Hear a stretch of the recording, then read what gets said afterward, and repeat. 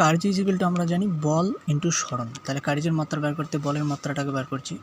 বল is equal two আমরা জানি ভর ইন্টু ত্বরণ, অর্থাৎ নিউটনের দ্বিতীয় সূত্র থেকে F is equal two M A, যেটা অর্থাৎ বল ইজিক্যাল টু এম অর্থাৎ ভর, এই হচ্ছে হলো ত্বরণ অর্থাৎ ভর ইন্টু ত্বরণ। তাহলে ভর লিখলাম। ত্বরণ হচ্ছে হলো বেগের বৃদ্ধির হারকে আমরা ত্বরণ বলি, অর্থাৎ ত্বরণের জায়গায় লিখলাম বেগের বৃদ্ধি বাই সময়। আবার বেগ মানে আমরা জানি সরণ বাই সময়, তাহলে বেরণ বাই সময় আর একটা সময় এটা গুণ করে দিলাম থাকলো।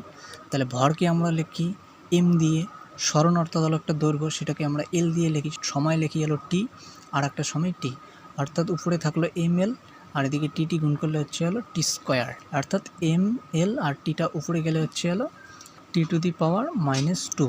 তাহলে এটা আমরা বার করলাম বলের মাত্রা। তাহলে এখন কার্যের মাত্রাটা কি? কার্য ইজিক্যাল টু হচ্ছে হলো বল ইন্টু সরণ, অর্থাৎ বলের মাত্রাটা হচ্ছে হলো M L T to the power -2 আর সরণটা হচ্ছে হলো এল। তাহলে এক্ষেত্রে কার্যের মাত্রাটা হচ্ছে হলো M L square T to the power -2।